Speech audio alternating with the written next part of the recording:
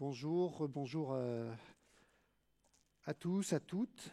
On va continuer sur le sujet de l'éthique et de la data. Le sujet de l'éthique a été longtemps réservé aux experts, aux équipes en charge de la gestion des données, mais il est devenu progressivement un véritable enjeu de société. On peut penser d'abord à l'exploitation massive des données des consommateurs, à des fins de modélisation des comportements, de ciblage publicitaire. Les excès sont connus. Parfois, nous réagissons nous-mêmes. Les excès sont dénoncés. Ils sont aussi de plus en plus souvent sanctionnés, comme en atteste l'amende record de 265 millions d'euros infligée à WhatsApp et Facebook par les régulateurs européens en application du RGPD. Mais il y a de nombreux autres domaines concernés. Celui des données de santé, par exemple. On en a parlé il y a quelques instants à travers l'un des cas d'usage d'Occitanie Data. Données sensibles, bien sûr, les données de santé.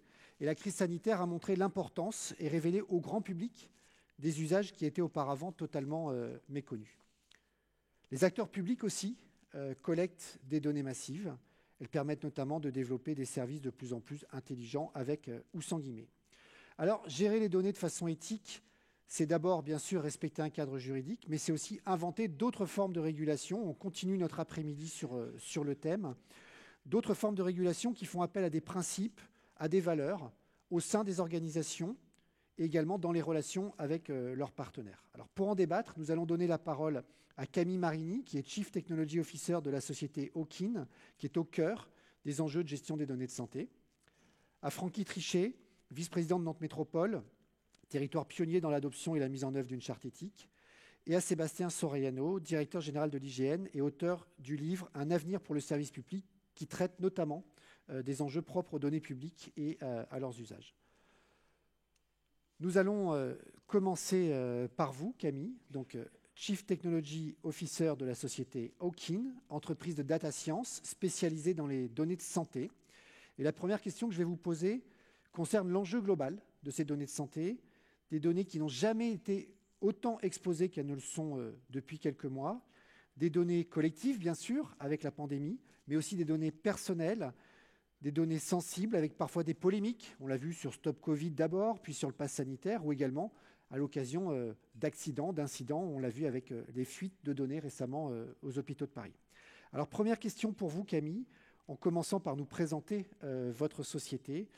Qu'est-ce que cette période a changé pour Hawkin ? Bonjour à tous, donc Camille Marini. Je vais commencer par vous présenter Hawkin.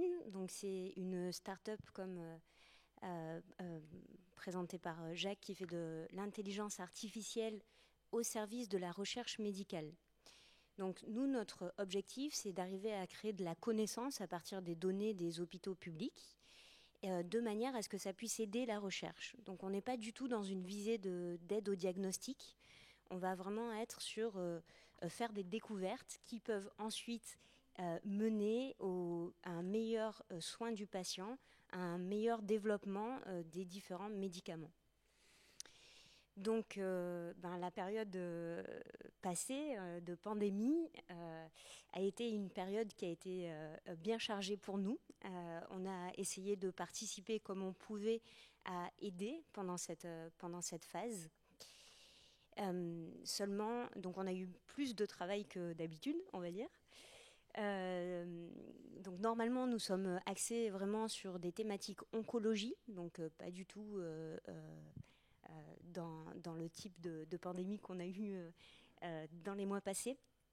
Mais on a essayé de tout mettre en œuvre pour notamment mettre à disposition nos data scientists et nos outils pour être capables d'analyser les données et faire avancer la recherche dans ce cadre-là. Donc on a notamment publié un papier dans Nature Communication pour, à partir de scanners, d'être capable de détecter, d'évaluer la sévérité d'un cas Covid. Donc ça a été publié, très bien. Par contre, ensuite, c'est pas aller plus loin. Après cette publication-là, ça n'a pas donné lieu à quelque chose qui est mis en place dans la routine, dans la clinique. Et d'ailleurs, si on regarde un peu, si on prend un peu de recul sur cette phase de pandémie et qu'on regarde l'aide qu'a amené le machine learning pendant cette phase, Ce qu'on observe, c'est notamment ce qui est sorti dans une publication du MIT Review Technology en juin, c'est qu'il y a eu beaucoup de publications, donc beaucoup de petites études qui sont faites, mais par contre, rien n'est passé à la clinique. Donc, c'était une phase qui a été riche en petites découvertes, mais qui, en fait, pour passer à l'échelle, ça n'a pas marché. Donc, comment est-ce qu'on peut analyser ça ? Premièrement, c'était une période de crise.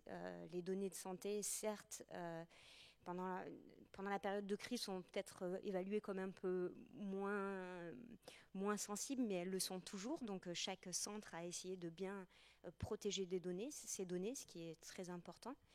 Étant donné que c'était une période de crise, les données n'étaient pas bien annotées, donc pas très propres.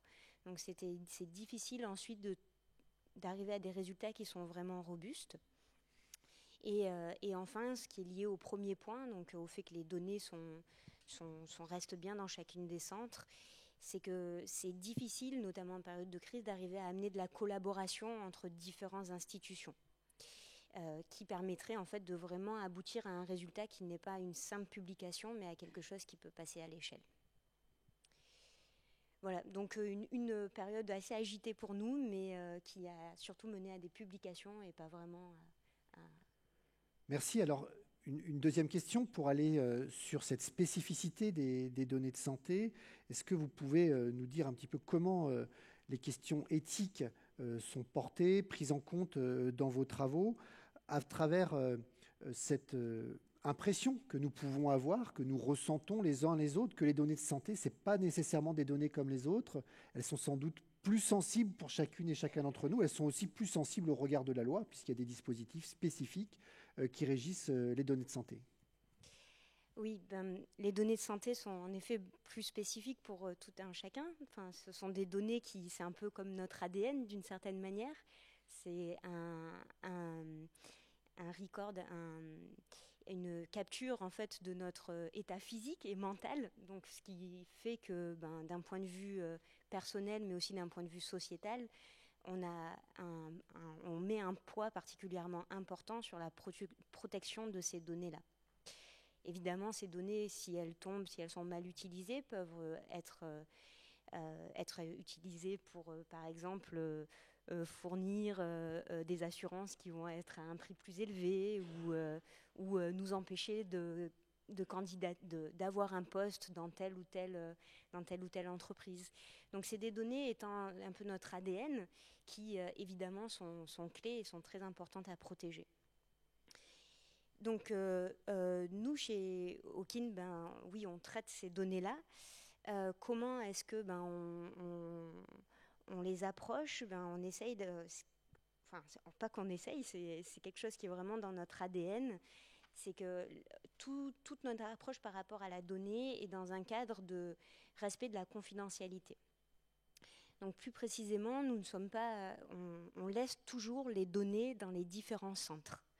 Donc, nous ne sommes pas un acteur qui va collecter des données, donc ce qui est quelque chose qui est très important pour les différentes institutions, donc que ce soit des hôpitaux ou des centres, ou même des hôpitaux, des centres pharmaceutiques, de manière à ce qu'ils puissent garder le contrôle sur les données, parce que d'une certaine manière, les patients leur ont fait confiance, leur ont fourni ces données-là, donc ils en sont les gardiens. Pour nous, c'est très important que ces données-là ne sortent jamais. Donc, nous ne collectons jamais les données de manière à ce que le contrôle puisse être gardé par les producteurs de la donnée et qui, eux, en sont vraiment, d'un point de vue juridique, qui en restent les responsables de traitement. Donc ça, c'est le premier axe qu'on peut mettre en place, notamment pour garantir un contrôle sur la donnée et donc de garantir ce côté sensible qui n'est pas détérioré. Et le deuxième axe, c'est dans le quotidien. En tout cas, moi, en étant directrice technique, ce qui compte pour moi, c'est que les équipes soient formées à la cybersécurité, de manière à ce qu'il n'y ait pas d'attaque qui puisse être faite via les produits logiciels qu'on déploie dans les différents centres. Et donc ça, c'est un autre axe qui est très fort, qui demande pas mal d'efforts, mais qui est crucial pour pouvoir avoir des produits qui sont utilisés vraiment dans des hôpitaux et qui peuvent ensuite faire avancer la recherche médicale.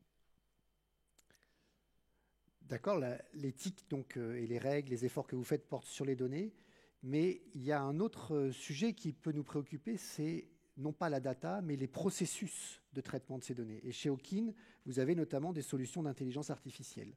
Et on le voit bien à travers de nombreux travaux dans le monde, mais aussi à travers des exemples, y compris récents. Je pense à cette histoire dont vous avez tous entendu parler, d'un incident assez sérieux avec un algorithme de recommandation de Facebook.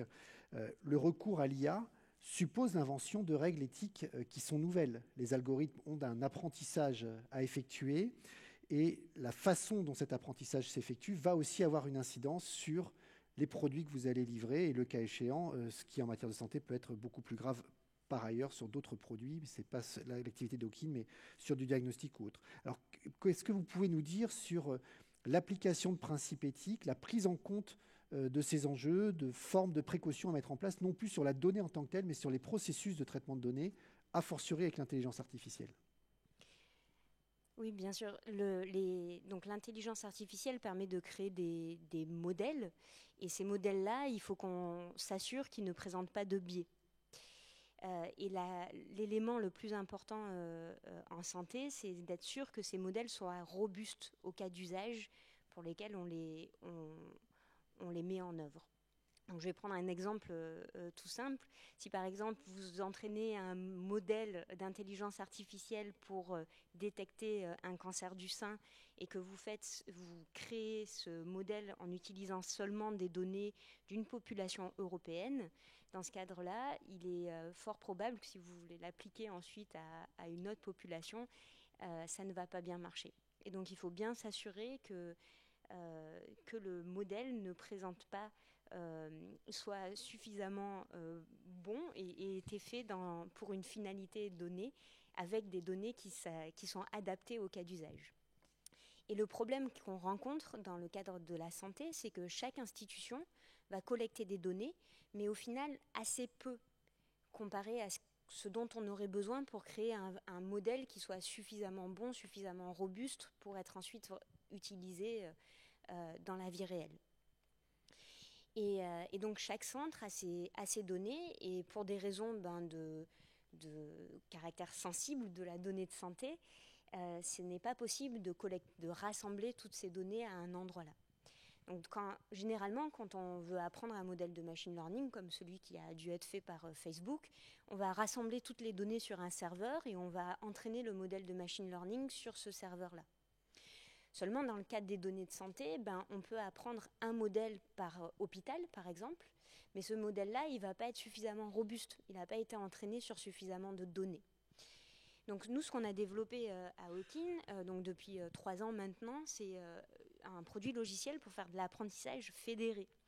Donc ce terme-là correspond à laisser les données dans différents centres et faire voyager le modèle de machine learning d'un centre à un autre pour qu'il puisse être appris sur les données qui, elles, restent dans chacun des centres. Et grâce à ça, en fait, on peut garantir que chaque centre garde le contrôle sur ces données.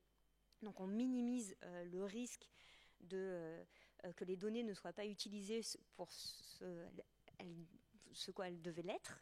Donc ça, c'est un premier point qui est très important. Et deuxièmement, on simplifie le travail. Enfin, on n'a pas besoin de rassembler toutes les données à un endroit. Et évidemment, donc ça, c'est déjà bien. Ça permet de tirer parti de beaucoup plus de données qu'un seul centre et donc d'avoir un modèle qui est plus robuste. Et il faut combiner ça avec des aspects de traçabilité. Parce que, comme dans le cas de pas mal de modèles qui vont avoir certains biais, il faut être capable de savoir sur quelles données le modèle a été entraîné et sur quelles données le modèle a été évalué. Et ça, c'est vraiment l'aspect principal, de manière à ce que, quand on va vouloir l'appliquer vraiment en clinique, ou même pour des besoins de recherche, mais dans le quotidien, qu'on soit sûr que le cas d'usage pour lequel il avait été évalué correspond bien aux données de test. Et donc c'est pour ça que nous, dans ce qu'on construit, dans cette plateforme d'apprentissage fédéré, on a un aspect traçabilité qui est très très fort. On trace toutes les opérations qui sont faites sur les données pour garantir qu'elles ne soient pas utilisées à une mauvaise destination. Voilà. Merci beaucoup Camille. Traçabilité, transparence, éthique by design d'une certaine manière dans la conception du dispositif. C'est un point que nous allons maintenant évoquer avec Francky Trichet, donc vice-président de Métropole en charge de l'innovation, du numérique et des relations internationales. Nous le savons, ici à Nantes, la Métropole a été la première collectivité française à adopter une charte éthique de la donnée. C'était en 2019. Depuis, d'autres vous ont suivi, en France, à l'étranger. Ma première question va nous ramener un tout petit peu en arrière. Elle porte sur ce qui a déclenché cette idée d'une charte portée par un acteur public. Pourquoi est-ce qu'une collectivité s'engage dans ce type de démarche éthique ?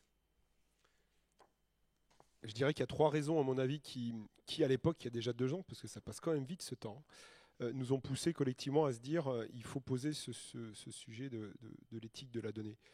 Et le premier, je pense qu'il faut le revendiquer, c'était une ambition politique. C'est-à-dire on voulait vraiment faire monter le sujet politique, au sens noble du terme, dire que la donnée, ce n'était pas un prisme, on va dire, un peu technique ou technologique, mais il y avait des enjeux sociétaux forts autour de ce sujet, et que moi, politiquement, je voulais travailler avec mes collègues, à l'échelle métropolitaine, mais aussi avec tous mes collègues élus, à l'échelle nationale, pour se dire, il faut qu'on mette à l'agenda politique ce sujet de la donnée. Et la preuve en est, en travaillant sur une charte, ce document-là est devenu un document politique, puisqu'il a été évalué par la conférence des maires. Il est passé au conseil métropolitain, et donc on a eu un acte collectif politique qui a donné en fait son aval sur le sujet.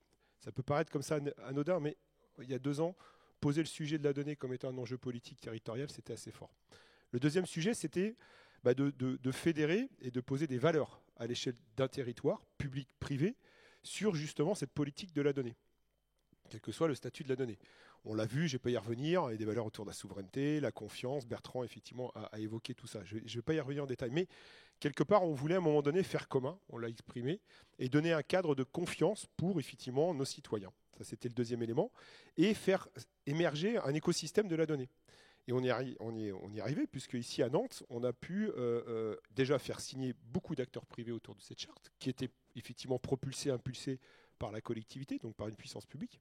Et puis on a fédéré un écosystème qui s'appelle Naonedia, qui regroupe en fait tout un tas d'acteurs qui aujourd'hui font vivre cette charte, mais en tout cas sont les acteurs qui à un moment donné, pour développer des projets autour de l'intelligence artificielle et de la donnée de façon plus globale, on a un guichet d'entrée. Et puis le troisième élément, c'est en interne, parce que j'oublie pas cet élément, de donner une feuille de route, un cap sur ce sujet transversal traité en interne à la métropole par les services. Et pour moi, je crois que ça a été aussi un accélérateur, un acte fondateur pour les différents services, déchets, mobilité, que d'avoir, on va dire, une doctrine posée, admise, à l'échelle d'une métropole, 24 communes ici à Nantes. Donc il y a eu ces trois on va dire, impératifs à l'époque qui nous ont poussés à se dire il faut qu'on travaille sur ces 3 sujets pour poser cette charte. Merci. Alors ça, c'était la motivation à l'origine. Depuis, il y a 2 années qui se sont écoulées, pas tout à fait des années anodines d'ailleurs, avec les éléments que Camille nous a rappelés. Et puis sur nos sujets de la data, les choses évoluent très très vite. Alors est-ce que la charte de 2019, est-ce que vous aviez tout prévu ? Est-ce qu'elle est toujours valable ? Est-ce qu'il y a de nouveaux enjeux, de nouveaux sujets éthiques qui sont apparus pour la collectivité, pour le territoire ? En fait, je crois que l'histoire nous a montré qu'on a été confronté à des sujets, et je vais prendre 3 exemples, qui nous ont en fait peut-être poussé dans nos retranchements sur ce qu'on avait posé comme principe éthique au niveau de la charte. Le premier, c'est en fait, avec le collectif Naonedia et différents acteurs ici qui sont présents dans la salle, parce qu'en fait, on a structuré une équipe data en interne. On a recruté forcément notre responsable data que je vois ici, Claire. On a recruté un data scientist.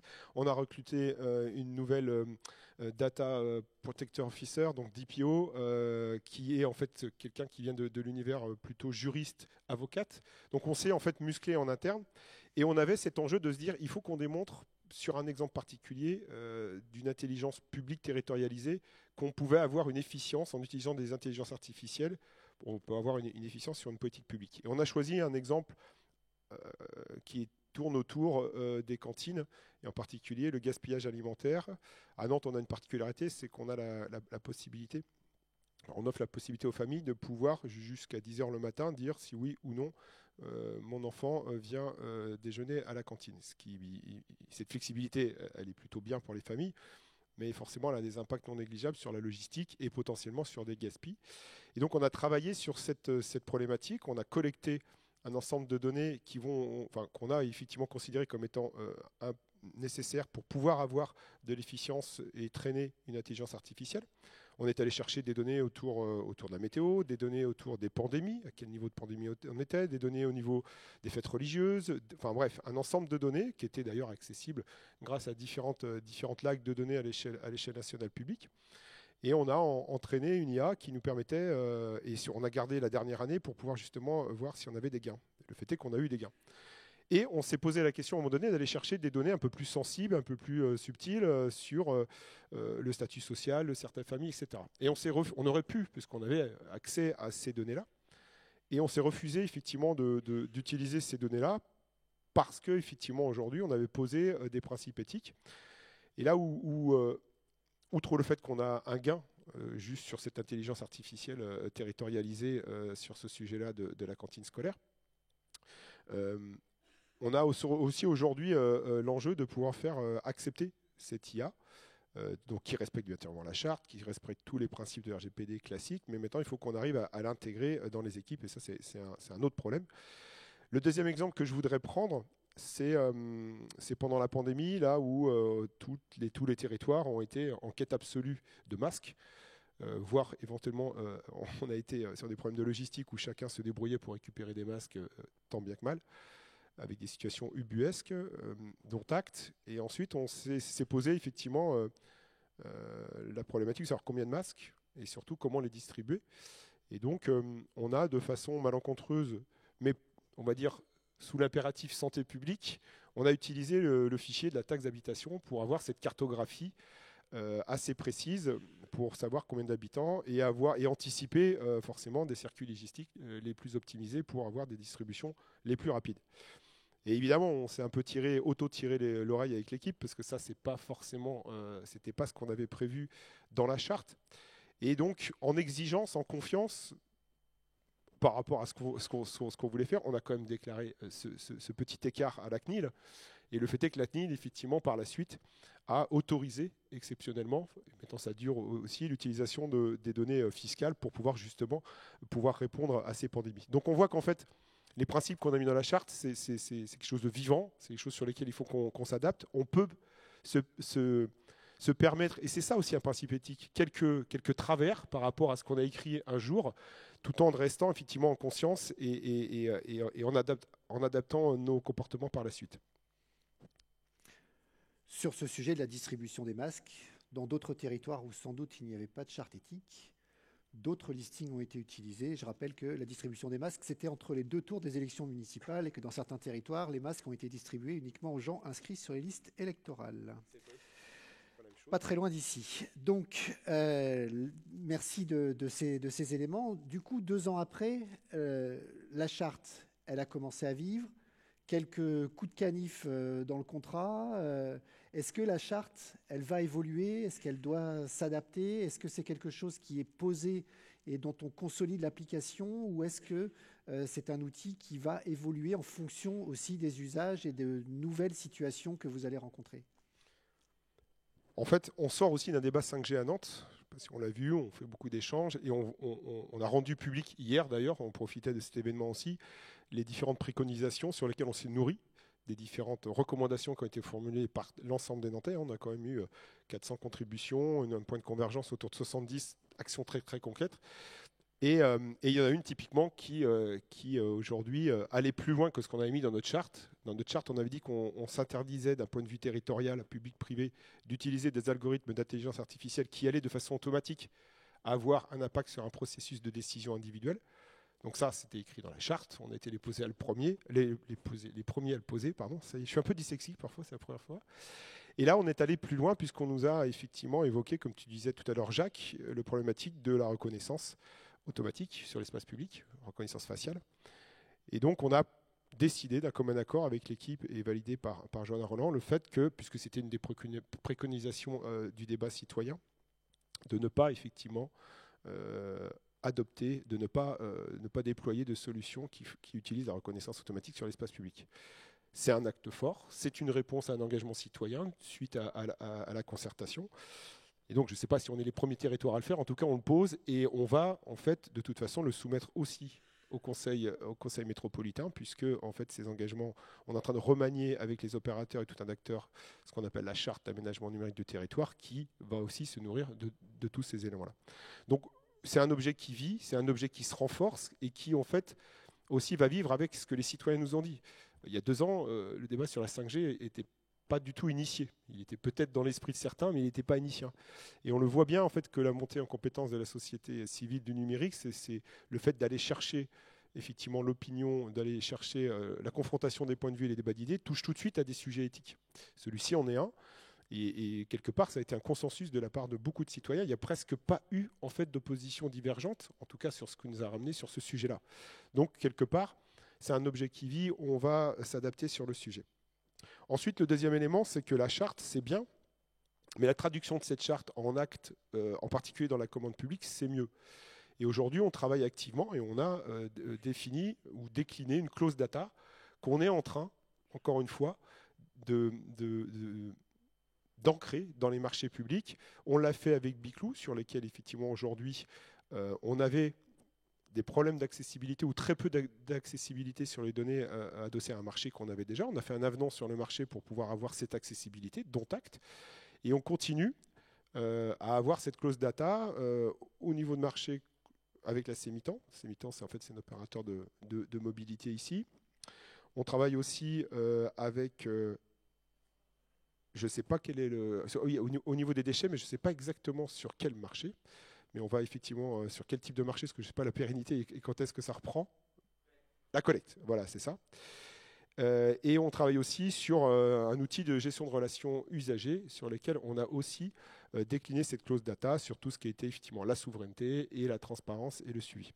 Donc on voit bien aujourd'hui que c'est un objet qui vit, sur lequel les principes étaient posés, sur lesquels on continue avec les acteurs économiques de déployer des outils qui vont répondre aux exigences, mais qui aussi doit avoir une traduction très très concrète dans nos marchés publics. Ça, c'est en fait comment la charte qui devient un objet, qui est un objet un peu formel, engagement moral, devient en fait un guide pour pouvoir avoir une opération concrète sur ce que nous, puissance publique, on peut en fait demander, exiger dans le cadre de notre commande publique responsable et engagée et éthique au final. Merci beaucoup. Nous allons maintenant passer la parole à Sébastien Soriano. Vous êtes directeur général de l'IGN. Je soupçonne les organisateurs du Salon de la Data d'avoir fait exprès de nous mettre dans la salle IGN. Absolument. Vous avez vos logos et votre présentation derrière. Vous êtes également l'ancien président de l'ARCEP, ancien directeur de cabinet de Fleur Pellerin, auteur d'un livre « Un avenir pour le service public, un nouvel État face à la vague écologique, numérique, démocratique », qui propose notamment d'utiliser la donnée pour mettre des communs à disposition et mettre du commun au cœur de l'État. Nous allons en parler. Mais nous allons commencer par l'IGN et les données géographiques, parce qu'à bien des égards, les acteurs de l'information géographique sont des pionniers de l'open data, pionniers de l'interopérabilité, de la standardisation, pionniers sur un certain nombre d'enjeux de stockage et d'hébergement de données, mais on ne pense pas nécessairement à des enjeux éthiques quand on parle de données géographiques, parce qu'après tout, les données géographiques, c'est souvent perçu comme étant des données objectives, des cartes, des réseaux. Et donc, ma première question, c'est en quoi les données géographiques sont-elles concernées par les enjeux éthiques ? Bonjour à tous. Oui, effectivement, je suis ravi de vous accueillir dans la salle IGN.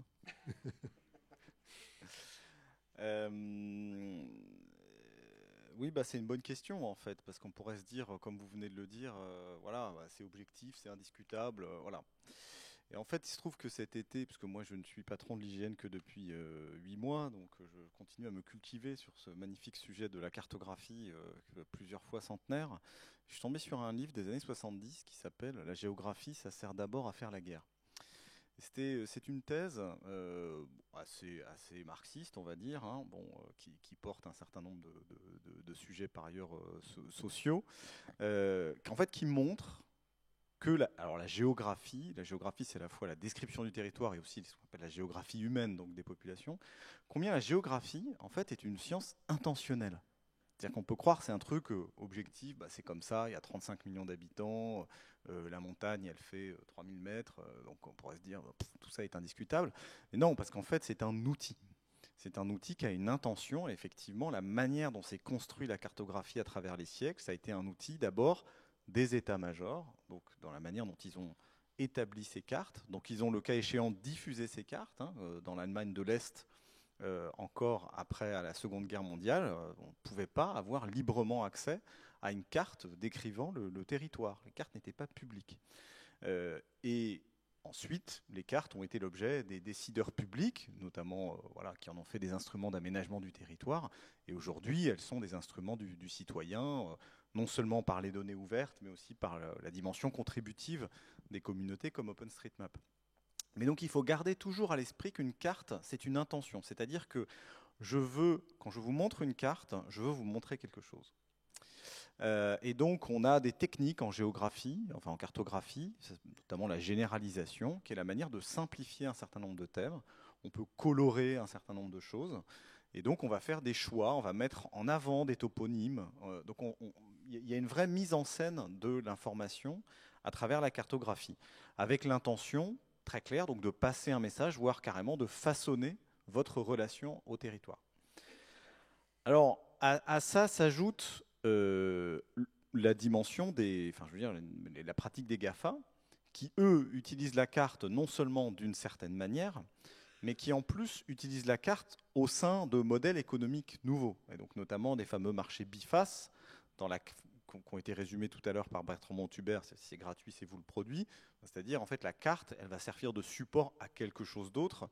C'est un peu comme l'histoire de quand le patron de TF1 disait « Moi, je vends du temps de cerveau disponible à un annonceur et donc je vais créer un jeu télévisé légèrement abrutissant pour que, à la pause, pendant le jeu, l'esprit soit disponible à la publicité. Et donc, plus le jeu va être plaisant et abrutissant, quelque part, plus ça aura la valeur pour mon annonceur. » De la même manière, Google va représenter le territoire d'une manière qui va permettre de se valoriser auprès des commerces, qui va permettre de valoriser sa carte auprès d'Uber, qui va permettre de valoriser auprès de d'autres services, qui soient B2B, qui soient B2C, suivant les activités.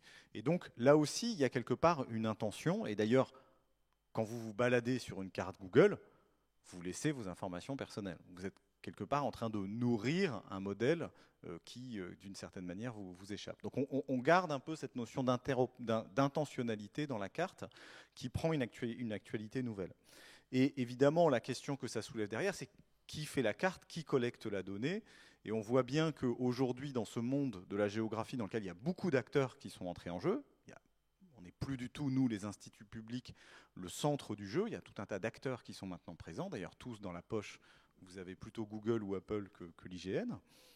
Bon, nous avons d'excellentes applications que je vous incite à télécharger toutefois.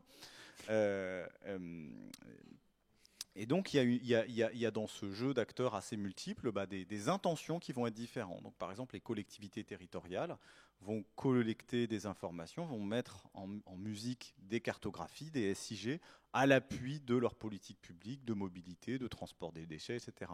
Et nous, à l'IGN, donc ce que nous sommes en train de clarifier, parce qu'on a fait on est dans un exercice stratégique dans lequel on a fait une consultation publique. Il y a eu 165 instituts, acteurs qui ont contribué à notre consultation publique et ont fait par ailleurs un exercice interne. On a clarifié, nous, quelle était notre priorité de production pour les années à venir. Et l'idée, c'est de devenir cartographe de l'anthropocène. C'est-à-dire, au lieu d'avoir uniquement une description statique du territoire, que je vous amène quand j'ai fini de la faire, pour faire simple, mon but, à partir de maintenant, ça va être sur certaines thématiques, telles que l'état des forêts, telles que l'évolution des traits de côte, telles que les glaciers en montagne. Ça va être mon but maintenant de vous montrer les changements rapides du territoire, sous le fait de l'activité humaine, changements rapides qui sont inédits, qui doivent amener à des décisions politiques, des décisions publiques. Et donc, en tant que miroir tendu au territoire national pour se regarder, l'enjeu aujourd'hui, c'est plus de faire la guerre, c'est plus d'aménager le territoire. L'enjeu aujourd'hui, c'est de permettre à la nation de traverser cette crise particulière du changement rapide. Et donc nous allons nous donner les moyens, à travers nos priorités de production, d'avoir cette intention. Et donc, je ne sais pas si on peut appeler ça une éthique, mais en tout cas, il y a bien une intention dans la cartographie qui me semble être importante à rappeler. Une intention des objectifs et la refonte du projet stratégique de l'IGN. À l'intérieur de cette stratégie figure la notion de commun en matière d'information géographique. C'est un point qui est un peu nouveau. Alors on parle tous de commun, de données en commun, de numérique en commun, mais concrètement sur le sujet de l'information géographique, quel est le rôle de l'IGN en la matière et comment est-ce que ça se traduit en termes de données à disposition? Alors c'est précisément un des enjeux qu'on est en train de clarifier, et ce qui est important pour nous, c'est de clarifier nos postures. L'IGN a une posture de producteur, et ce que nous voulons mieux organiser, c'est une autre posture, qui est la posture du fédérateur. Alors, la posture du producteur, ça consiste à produire la donnée par nous-mêmes. Donc aujourd'hui, on fait largement appel à des capacités de captation qui ne sont pas nécessairement les nôtres. Donc on peut avoir des partenariats avec des grands industriels comme Airbus sur les données satellites. On peut faire appel à un certain nombre de prestataires qui vont faire voler des avions pour avoir des captations aériennes. On a différents dispositifs de cette manière-là. C'est assez coûteux. Ce sont des grands projets. Ensuite, il faut faire tourner, le cas échéant, ou bien ce qu'on appelle des photo-interprètes, donc qui vont travailler l'image, mettre à jour des bases de données, utiliser des algorithmes automatiques, voire, ce qui va être de plus en plus le cas, de faire monter des IA pour interpréter les images. Donc ça, c'est la posture de producteur. Et comme je le disais tout à l'heure, cette production, on va la concentrer sur l'activité de cartographie de l'Anthropocène. Mais ce qu'on constate, c'est qu'il y a des usages dans la société qui sont extrêmement variés sur la donnée géographique, qui ne se ramènent pas à ce que je viens d'indiquer.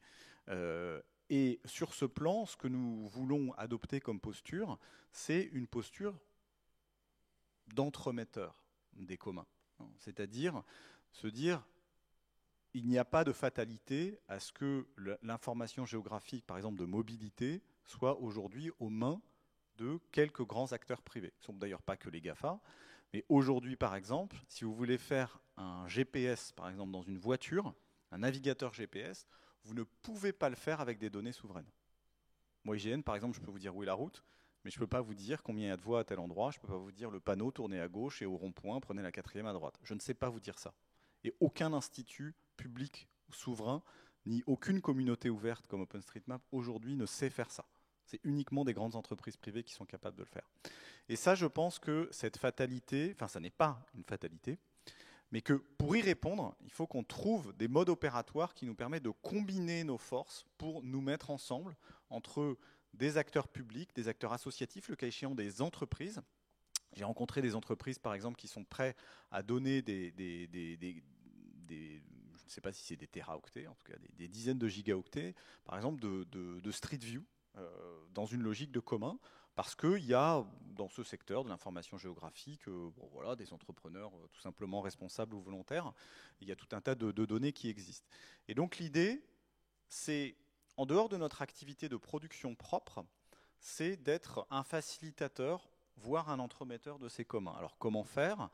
Ce à quoi nous travaillons, c'est un dispositif qui s'appelle, pour l'instant, le nom de code, on lui donnera sans doute un nom un peu plus sexy, qui est la fabrique des géocommuns, qui soit justement un endroit dans lequel on peut lancer des appels à communs, sur des thématiques précises pour identifier des volontaires pour travailler avec nous sur ces enjeux, pour les normaliser, pourquoi pas en nous appuyant sur le CNIJ, dont Bertrand Montubert était présent juste avant, donc qui fait un certain nombre de normalisations, se répartir l'effort, se répartir des objectifs et ensuite publier une information qui ne serait pas une information faisant autorité, comme le fait d'habitude l'IGN, c'est-à-dire une information sur laquelle on s'engage avec un label public, mais une information plus citoyenne, partagée, ouverte, qui avancerait un peu au gré des bonnes volontés. Voilà, c'est ça la posture dans laquelle nous voulons nous engager. Alors on amènera de la ressource, en hébergement, puisqu'on a un projet de géoplateforme qui doit permettre un hébergement de données géographiques de manière ouverte et permettant ce type de fonction de partage. Donc on mettra à disposition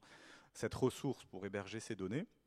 On verra s'il y a d'autres ressources qu'on peut mettre à disposition, du temps de développement, peut-être pourquoi pas inventer des mécanismes de financement ouverts qui permettent d'abonder ce type de projet. C'est du work in progress. Merci, je pense que c'est un sujet qui intéresse beaucoup de monde, les collectivités territoriales, des entreprises, des partenaires qui sont présents aujourd'hui au Salon de la Data, qui peuvent être eux-mêmes producteurs, contributeurs ou utilisateurs de tout cela. Avant de garder quelques temps d'échange avec la salle et puis peut-être entre vous également, je vous ai réservé une dernière question, Sébastien Soriano, sur une question d'actualité. Vous avez parlé de Street View. Il y a quelques semaines, Bercy, ou plus précisément le fisc, a annoncé un partenariat avec Google Maps. L'idée est assez simple. L'État français achète des images satellites et utilise un algorithme de Google pour détecter dans les jardins les piscines qui auraient été construites sans déclaration aux impôts. Alors ma question elle va être très directe. Est-ce qu'il est éthique que l'État français utilise ces données et ces outils commercialisés par un acteur qui par ailleurs ne paye pas tous ses impôts en France? Et pourquoi ne pas avoir utilisé les images de l'IGN? Alors c'est une bonne question. Je dois juste corriger quelques éléments factuels pour que la discussion soit bien posée. Donc, la DGFiP, donc la Direction Générale des Finances Publiques, utilise bien les données, ce qu'on appelle orthophotographiques de l'IGN. Donc, c'est bien la base de données en open data que nous réalisons qui sont utilisées. C'est quand même un premier élément légèrement rassurant. Et d'autre part, la Direction des Finances Publiques indique qu'elle ne fait que utiliser donc, un outil de Google en passant par Capgemini, enfin bref. Bon.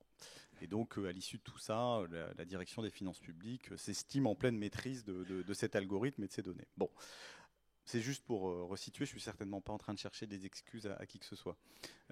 Sur le fond, moi ce à quoi je crois, et c'est ce que j'ai écrit dans ce livre, c'est à une trilogie État, marché, commun.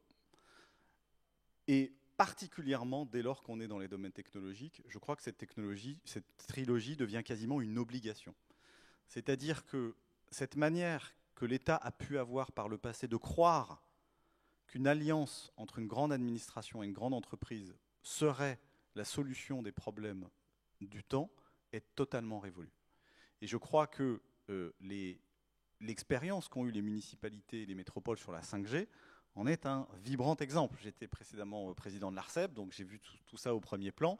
Et à l'issue de ce grand débat public qu'il y a eu autour de la 5G, à l'issue de ce travail de terrain qui a été réalisé par les municipalités, vraiment ma conviction forte, c'est que on a oublié justement ce troisième élément, celui des communs, et on a voulu tisser une pure alliance entre l'État et des grandes entreprises privées, et on s'est planté. Ça a été une erreur monumentale parce qu'on a juste oublié les gens. Voilà.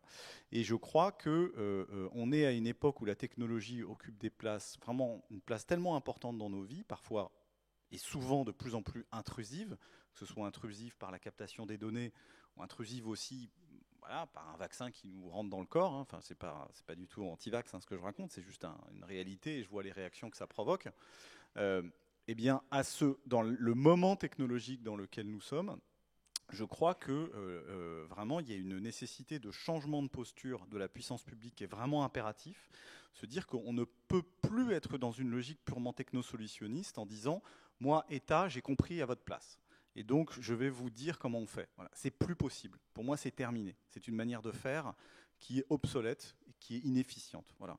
Et donc, au-delà de la question du cas particulier qui est mentionné ici, je pense que ce qui est important, c'est d'insérer du commun et de faire en sorte qu'il y ait des start-up au cas d'espèce, qu'il y ait de l'ouverture, du partage, du contributif qui soit mis en place dans ce type de projet. Merci beaucoup. Donc, une entreprise de la tech, la santé, les politiques publiques locales, des politiques publiques nationales. L'éthique est au cœur de tous ces enjeux. Il nous reste une petite dizaine de minutes pour répondre à vos questions en vous adressant à l'un ou l'autre ou l'ensemble de nos intervenants.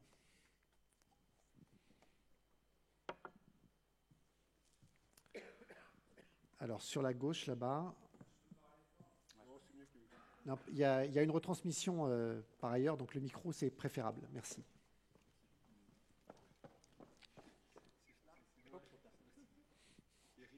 Merci. Je vais m'adresser à Francky Trichet. Qu'est-ce qu'il y a de plus éthique pour vous quand vous nous avez cité l'exemple du gâchis alimentaire entre utiliser des données qui auraient pu améliorer le modèle d'IA utilisé ou plutôt jeter un peu plus de nourriture puisque vous n'avez pas utilisé ces données pour améliorer le modèle? En fait, je ne suis pas sûr que ces données-là auraient fondamentalement amélioré le modèle. là je passe par sous couvert de l'universitaire, chercheur en intelligence artificielle. Peut-être que ça aurait donné un autre point de vue, mais qu'on s'est refusé d'intégrer sur la tarification, enfin sur tout ce qui est effectivement la prestation sociale. Je ne suis pas sûr que ça aurait, franchement, on aurait eu des gains. Ou si c'était à la marge, autant dire qu'on respecte sur le sujet, quoi. Moi, je voulais bien revenir, non ? Oui, bien sûr, bien sûr. Je voulais bien rebondir sur ce que Sébastien disait sur sa fabrique de commun et sur la place en fait, que les territoires doivent avoir. Je crois qu'on est tous d'accord maintenant, et tant mieux si l'État, j'espère, ne va pas rééditer sur la 5G 3,5 la même erreur pour la 5G 26 qui va arriver. 26, voilà, c'est ça. Et donc, quelque part, on sait qu'il y a des discussions qui ont lieu, etc. Et j'espère que, encore une fois, voilà, les collectivités et les écosystèmes, et donc, quelque part, la parole des citoyens et cette société civile du numérique sera entendue et qu'on ne recommence pas en 2023 ou 2024 la même séquence qu'on a pu vivre, effectivement, en 2022. Et je le dis d'autant plus que je sais que j'ai des collègues qui sont de la IMF, donc l'Association internationale des maires francophones, et sur lesquels on revendique encore une fois la place des territoires dans la gouvernance mondiale du numérique. Je le dis de façon humble, mais je le dis de façon convaincue et engagée. Je crois qu'aujourd'hui, les États, c'est bien, les territoires, c'est mieux sur ces sujets du numérique. On l'a vu, et ça va s'accélérer. Ce qui s'est passé sur la 5G, de toute façon, ça se passera sur d'autres technologies qui vont aller percuter, bousculer nos modes effectivement de perception de vie sociale, qui vont toucher à l'éthique et sur lesquels on ne peut plus... Enfin, je veux dire, c'est fini le temps révolu où l'État décide et sur des grandes doctrines technologiques et dans lesquelles, en fait, fait outrepasse en fait, des conséquences indirectes sur nos modes de vie au quotidien, nos interactions et même nos convictions sur il faut en débattre. Et si on ne le fait pas, je crois qu'on rentre dans une société où le progrès va être de plus en plus compliqué. Et on le voit sur plein de sujets, non pas à faire admettre, mais tout simplement à trouver des espaces pour faire en sorte que, oui, on débatte de ces sujets très sérieusement. C'est pas pour autant que l'État ne peut pas avoir on va dire des directions, des choses assez strictes, mais il faut débattre. En fait, si on n'ouvre pas des espaces de débat, on a effectivement aujourd'hui, non pas la révolte, mais en tout cas des sujets complètement sur lesquels tu l'as dit, hein, Sébastien, on s'est trompé. Monsieur. Oui. La question va être assez simple. C'est dans l'évolution de l'IGN. Il y a 20 ans, l'IGN vendait des centaines de milliers d'euros, effectivement, ses fonds de cartes pour faire de la géographie. Inventer un Google Maps en France, c'était difficile. Et aujourd'hui, en étant un petit padawan, notamment du Salon de la Data et de Thomas Fournaise, je me pose la question de savoir comment vous allez co-construire. Quel est le modèle économique? Est-ce que vous avez déjà réfléchi au modèle économique de la fabrique des géos communs? Est-ce que vous évoquiez effectivement l'ouverture au privé pour aller chercher un peu plus de souveraineté, en fait, effectivement, déjà dans le calcul, dans les modèles ou les formulations, effectivement, de nouveaux services. Ça m'intéresse, effectivement, de savoir comment vous équilibrez entre le privé et le public. Est-ce que vous avez déjà une feuille de route, un mode de calcul, un partage potentiel, effectivement, avec les sociétés privées? J'ai pas toutes les réponses à la question. Ce que je peux vous dire à date, c'est que le modèle économique de l'IGN, effectivement, est en profond changement du fait de cette gratuité des données. Donc aujourd'hui, l'IGN est financé en gros à 10% par la vente de la bonne vieille carte papier, à 45% par un budget public qui nous est sécurisé et ce qu'on appelle une subvention pour charge de service public, qui doit financer nos activités socles, la description du territoire, etc. Et le reste, donc 45 autres pourcents, en fait, on est financé par ce qu'on appelle l'appui aux politiques publiques. C'est pour ça que vous avez ce beau slogan qui dit l'information géographique au service des décideurs publics. Les décideurs publics, c'est les gens qui vont me donner de l'argent, quoi. Vous voyez. Et l'idée, c'est qu'en fait, pendant longtemps, ces décideurs publics, ça a été beaucoup de gens. Et donc, l'IGN a été beaucoup dans une logique de prestation auprès de beaucoup d'acteurs. Et le mouvement qu'on est en train d'opérer, à travers cette logique de cartographie de l'Anthropocène, c'est de se recentrer sur des grands projets structurants. Et donc effectivement, ce qui nous permet de faire tourner ce modèle qui est en plein changement, c'est pas beaucoup d'entités publiques qui vivent des tels changements de modèle en fait, hein, quand on regarde. Ce qui nous permet de fonctionner, c'est qu'on a en ce moment des grands appels à projets qui sont réalisés sur les fonds de transformation de l'action publique, sur le plan de relance, et donc qui nous permettent de faire, donc par exemple, ce qu'on est en train de faire sur le suivi de l'artificialisation des sols, pour le ministère de la Transition écologique, ou le suivi de ce qu'on appelle les habitats naturels, donc qui sont des cartes de potentiel de biodiversité. Donc ça, c'est ce qui nous permet à nous de tourner dans ce modèle. Ensuite, il y a la question des communs, qui est que le jour où on dit « coucou, qui a envie de faire un Street View avec nous ?» Quels sont les financements qui sont apportés à ça? Je dirais que la base de la discussion, c'est rien. C'est-à-dire que je pense que pour commencer la discussion, il faut commencer par se dire qui vient avec sa bonne volonté. Et il ne faut pas être pessimiste sur le sujet, c'est-à-dire qu'il y en aura de la bonne volonté. Après, la question, c'est est-ce qu'on veut passer à un moment d'un mode sympa, rigolo, un peu foutoir, bazar pour rester poli, et non exhaustif, parfois imparfait, avec des délais de mise à jour qui ne sont pas garantis. Est-ce qu'on veut passer de ce modèle-là à un modèle qui soit plus structuré, industrialisé? Et c'est là où je pense que ce passage-là, s'il doit se faire à un moment, mais c'est un peu tôt, je trouve, pour entrer dans cette discussion, mais si ce passage il doit se faire, là, il y aura besoin de moyens. Et on sera ramené à la question de savoir, est-ce qu'il y a des projets, par exemple, est-ce qu'il y a un moment... l'État voudra soutenir le fait qu'on ait une base routière navigable, l'exemple que je vous donnais là du navigateur GPS, qui soit souveraine. Ça peut être un moment, un choix de l'État de se dire, moi je veux que quand un pompier va intervenir, quand un policier va intervenir, il puisse le faire avec un GPS qui soit souverain, qui ne soit pas dépendant d'un accord avec TomTom ou avec Google. Voilà, ça peut être un choix. Et là, il y a ce passage du truc sympa sur la base du volontariat à l'échelle industrielle qui peut se discuter. Je dirais que c'est vraiment au cas par cas, c'est à construire. Et c'est ce que je trouve, moi, très motivant dans ce secteur. C'est que cette logique des communs, on voit qu'il y a un potentiel pour commencer. Après, il sera toujours temps de voir jusqu'où on veut aller en termes d'ambition et de trouver à ce moment-là, voilà, de se poser la question des financements. Mais je trouve que c'est un peu tôt, on met un peu la charrue avant les bœufs. Ce que je trouve intéressant dans cette logique bazar, c'est de voir un peu où sont les intentions des uns et des autres, qui est prêt à mettre des moyens et d'avancer un peu d'abord sur cette base un peu volontaire, voilà, en fonction des initiatives et des volontés qu'on peut rencontrer. Merci. Il nous reste la place pour une question ou deux si les questions sont brèves et les réponses aussi. Bonsoir, Florent Bellécaraz de Nantes Métropole. Sébastien Soriano, vous nous avez parlé de communs de données. Est-ce que vous avez réfléchi à la constitution de géocommuns algorithmiques, notamment on a parlé de la possibilité d'avoir Camille Marini nous a parlé d'apprentissage fédéré ou d'apprentissage transféré. On a potentiellement des algorithmes de reconnaissance à partir d'orthophotos ou d'imagerie satellitaire pour, par exemple, les arbres en ville ou les arbres isolés, pour lesquels il y a un énorme travail d'étiquetage qui doit être fait pour permettre à un algorithme d'apprendre. Est-ce que là, il n'y a pas, sur ce type de sujet-là, un beau sujet de commun algorithmique et d'apprentissage fédéré qui pourrait associer potentiellement un grand nombre de territoires? Oui, complètement. C'est un très beau projet. La réponse est plus courte que la question. Merci Sébastien. Allez, une dernière question. Et puis, on va laisser la place au suivant dans cette belle salle, IGN. Bonsoir, merci. J'ai une question un peu globale. J'aimerais savoir comment vous définiriez l'éthique. C'est-à-dire où placer la barrière, comment et qui doit prendre en charge justement cette définition. Parce qu'on voit qu'il y a une charte qui a été écrite. Je ne sais pas qui l'a écrite, qui a pris la charge de ce projet. Et on a vu également pendant la pandémie, vous avez fermé les yeux et fait amèrement sur quelques principes. Mais d'un autre côté, quand on doit définir un modèle de machine learning pour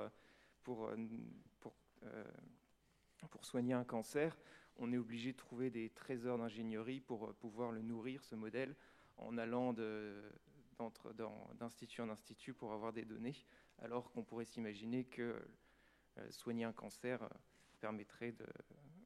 soigner un cancer serait quand même primordial, et donc on pourrait ne pas s'embarrasser de l'éthique. Et pour rebondir là-dessus, une deuxième question un peu provocante, mais est-ce que ce ne serait pas un fardeau, l'éthique de la donnée, quand on voit que les GAFAM sont vraiment les maîtres dans l'utilisation de ces données et ne s'embarrassent pas autant que les organismes publics? Juste sur votre dernière réponse, je me permets, je crois que c'est vraiment le rôle d'une collectivité publique de pouvoir se dire non, c'est pas un fardeau, et justement, de ne rien dire, laisser faire, je pense que ça serait, c'est même pas une erreur, pour nous c'est un impératif, on le prend comme ça. C'est un impératif sur une situation dans laquelle aujourd'hui la donnée elle est pas respectée, elle est violée, excusez-moi cette expression, de partout. Et nous, je pense que le rôle d'une collectivité publique sur un territoire, c'est d'engager aussi les acteurs privés locaux sur des principes, des valeurs qu'on appelle une charte. Et pour venir, comment on définit l'éthique, je pense qu'il faut bien remettre dans le contexte, c'est l'éthique de la donnée. On n'est pas en train de refaire une discussion philosophique sur ce qu'est l'éthique. On plonge vraiment dans un univers particulier qui est aujourd'hui celui de la donnée. Même si effectivement on aborde des domaines effectivement sur, Jacques l'a évoqué tout à l'heure, sur la sécurité, est-ce qu'à un moment donné on va sur ces sujets-là, sur la reconnaissance faciale, sur l'espace public, on pourrait en discuter des heures. Moi en tout cas je suis dans le rôle qui est celui d'aujourd'hui, pas universitaire mais de responsable politique engagé. Moi je circoncis effectivement ce qu'est le périmètre de la charte sur tout ce qui touche les problèmes de problématiques de souveraineté, de confiance, de respect effectivement aujourd'hui de lois qui existent. Je m'en reste à ce sujet-là. Après, des comités éthiques de façon plus globale, il y en a dans les universités, il y en a sur des territoires sur lesquels on le met sur les problèmes de sécurité, de surveillance. On contribue, si vous voulez, à cette chaîne-là avec la charte, mais ça ne remplace pas tous les comités éthiques sur lesquels il y a encore beaucoup de débats. Il y en aura jusqu'à tant qu'effectivement l'humanité et l'humain continuera d'évoluer. Merci à tous. Je crois qu'il... Ah non, Camille, bien sûr. Je voulais juste rebondir là-dessus. Je pense vraiment pas que ce soit un fardeau. En effet, on pourrait se poser la question, pour soigner un cancer, est-ce qu'il ne faudrait pas mieux récolter toutes les données ? On a des solutions techniques aujourd'hui qu'on peut mettre en place et qui nous permettent de quand même arriver à nos fins. Donc il suffit de faire un peu preuve d'ingéniosité et on a des solutions. Et je pense que ça vaut le coup, même si c'est des fois un petit peu lourd à mettre en place, étant donné ce qu'il y a en contrepartie. Actuellement, les acteurs qui sont capables de faire de tels modèles, ce sont des acteurs privés comme nous. Et je pense qu'il est sain que nous n'ayons pas accès à toutes les données des hôpitaux de France, parce que notre but, au final, c'est de faire du profit. Donc je trouve ça plutôt sain. Voilà. C'est une très bonne conclusion. Merci à tous les trois, merci à tous, et puis bonne continuation. Le salon continue.